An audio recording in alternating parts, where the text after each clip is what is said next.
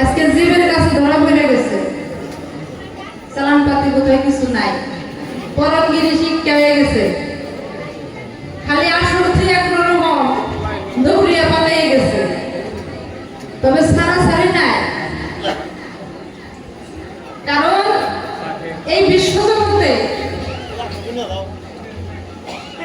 সে যে পরম সত্তা, যে সৃষ্টিকর্তা, তার ইশারা ছাড়া তো একটা বৃক্ষের পত্র নড়ে না।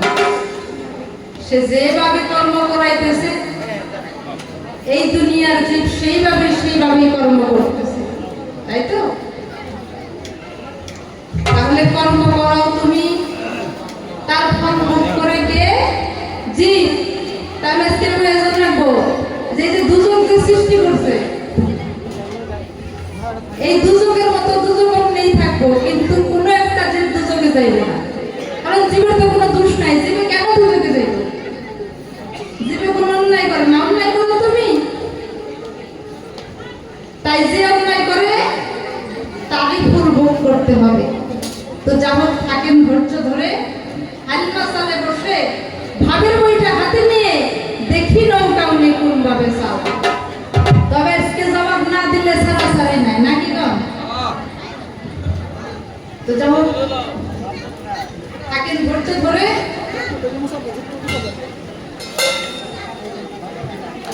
ভুলে কাছে দিলে বাড়ি সুরের মাধ্যমে শুরু করতে চাই আমার দ্বিতীয় আসন বেরোলো হল।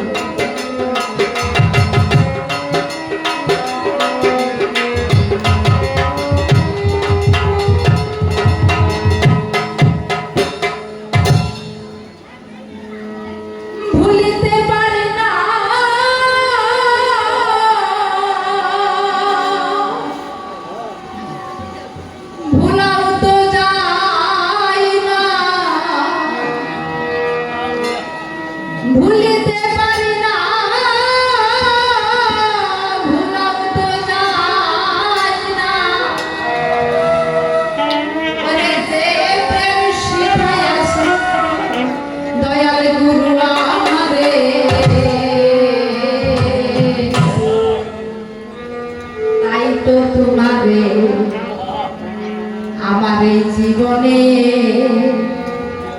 ভুলিয়া দয়া মনে ভুলিতে পারি না, ভুলাবো যাই না, ভুলিতে পারি না, ভুলাবো যাই না, যে প্রেম শিখাই না দয়া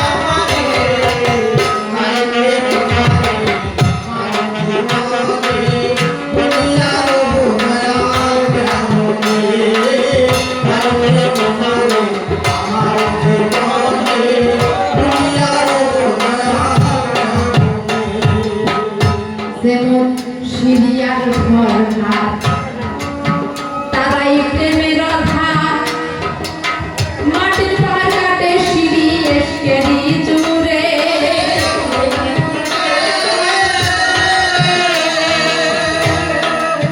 সিরিয়ার ভরনা, তারাই প্রেমের আধার, মাটির পাড় কাটে সিঁড়ি এসকেরি জুড়ে।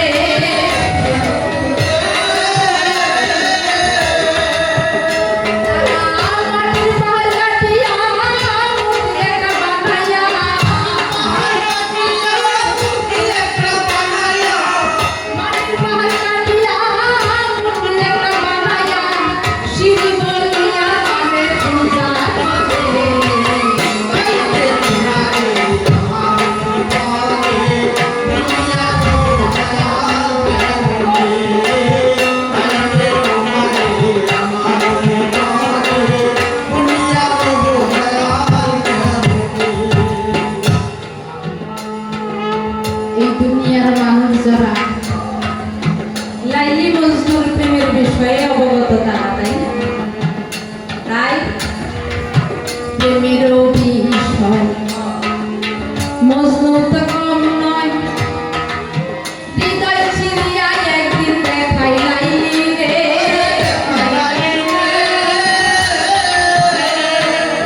প্রেমের বিষয় মজনু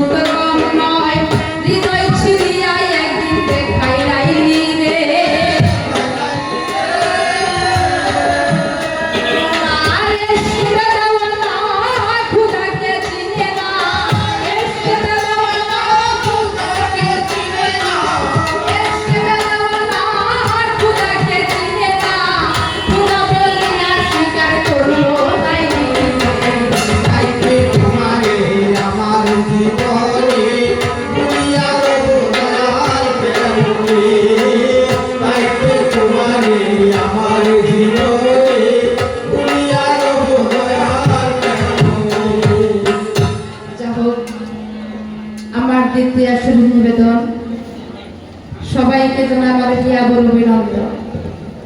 এতক্ষণ শুনলেন বিপক্ষে আমার গুসারি কীর্তন। আমার যা জিজ্ঞাসা ছিল উনি এসে তারা জবাব করে গেল। ডেকে ডেকে বলছে, আমার ভাই, আমি যে কেন তোমার দিকে তাকাই না, কারণ তুমি হলে ষোড়শী বয়সের নারী, সবাই প্রকাশ করি। নারীর দিকে নাকি তাকানো আছে মানা, সেই জন্যই আমার দিকে তাকায় নাই। অর্থাৎ আমার সঙ্গে আমার স্বামী নাই, তার জন্যই আমার দিকে উনি তাকায় নাই।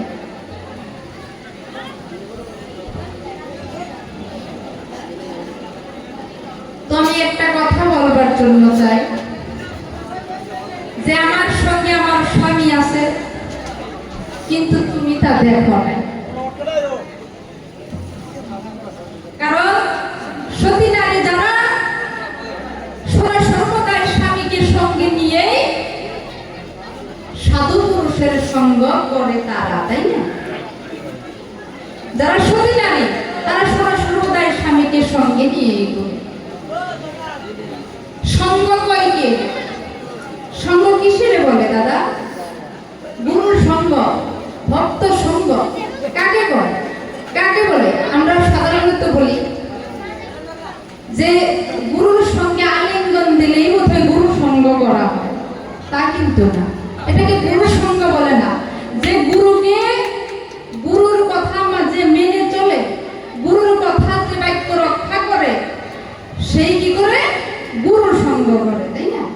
তেমন স্বামী যে বাক্য দেয়, যে হুকুম করে, সেই হুকুম যে নারী পালন করে, সেই স্বামীকে সঙ্গ নিয়েই ঘুরে।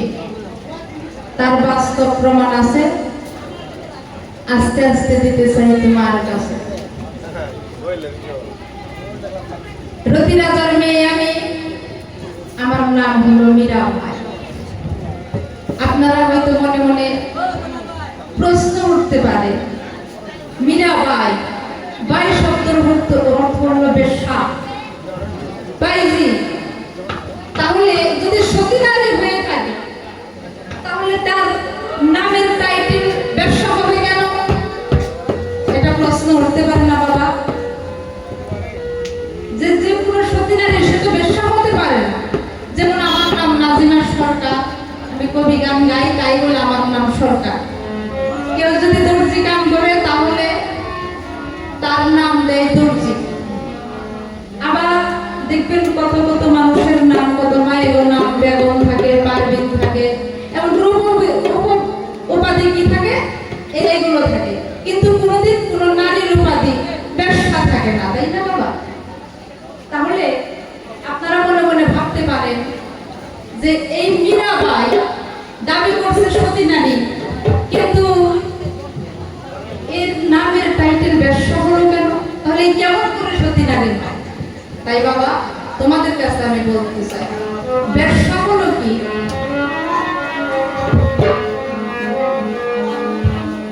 বেশ্যা অনেক প্রকারের আছে বাবা। বেশ্যা হলো ৮ প্রকারের বেশ্যা। যে বেশ্যা হাটে পাওয়া যায়, বেশ্যা, ঘাটের বেশ্যা, কুলো বেশ্যা, কুলকামিনী বেশ্যা, প্রেম বাজারের বেশ্যা। আবার কেউ কেউ গুরুর বাজারের হয় বেশ্যা, গুরুর নামের বেশ্যা, তাই না? তাই যেদিন থেকে গুরুর হাত ধরে বায়াত গ্রহণ করেছি, এই মনোপ্রাণ সম্পূর্ণ সর্বস্ব কিছু আমি গুরুর কাছে বিক্রি করে হয়ে গেছি, তাই না বাবা?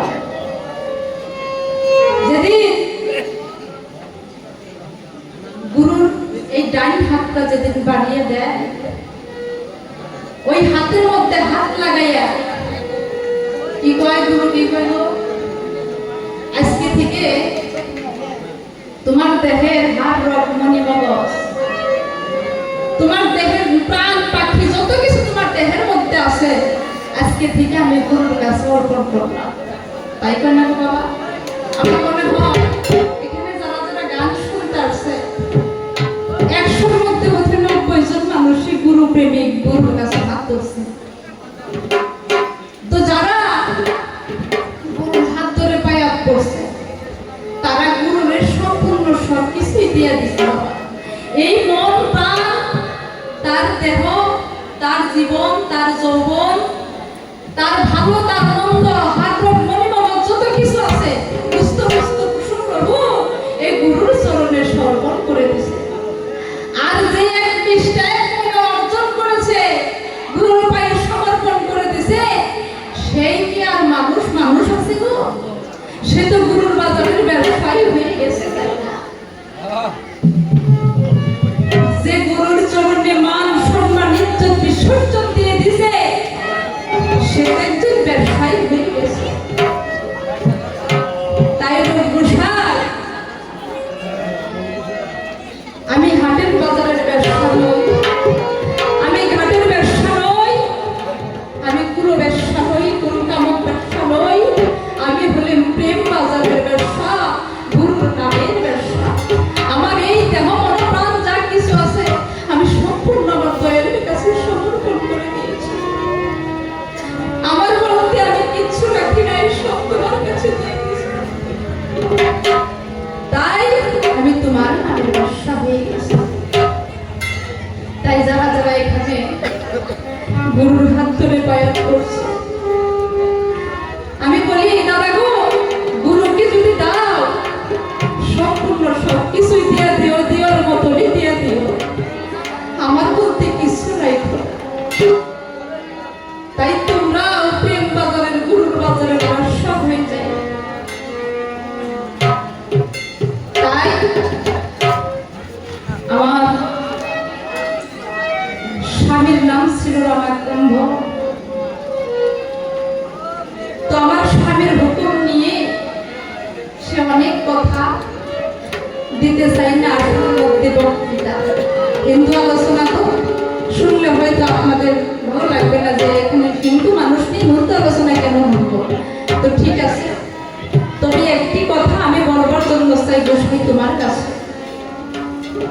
তুমি একজন মায়ের গর্ভে জন্ম নিয়েছ, 10 মাস 10 দিন একটা মা একটা সন্তান গর্ভে ধারণ করে অনেক বেদনা, অনেক কষ্ট সহ্য করে সেই সন্তানটা ভূমিষ্ঠ করে, তাই না?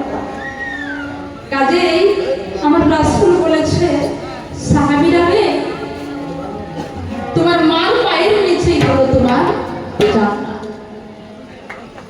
কোন সন্তান যদি জান্নাতে যেতে চাও তাহলে তাড়াতাড়ি আগে যায় তোর মায়ের পাও, তাই না বাবা? মার চরণ ছাড়া কেউ কোনোদিন জান্নাতে যেতে পারবে না। তাই একজন নারী হলো মা,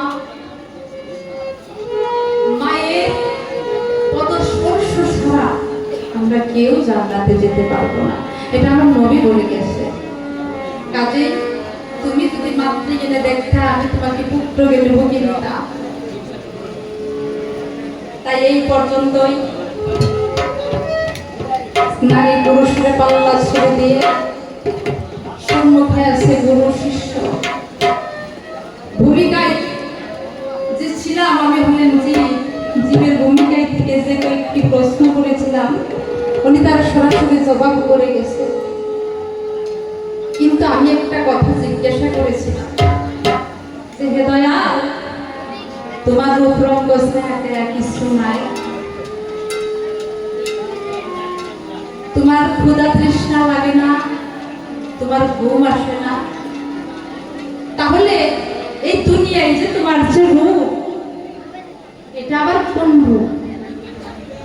রূপের কথা কইছে না বাবা যে আমার এই রূপ, এটা কবে থেকে আসলো? কইছে কি? কই নাই। তো যাব এই রূপ, এই গুরুর রূপ, এটা কোন রূপ? এটা কিন্তু আমাদের জানার বিষয়, তাই না বাবা?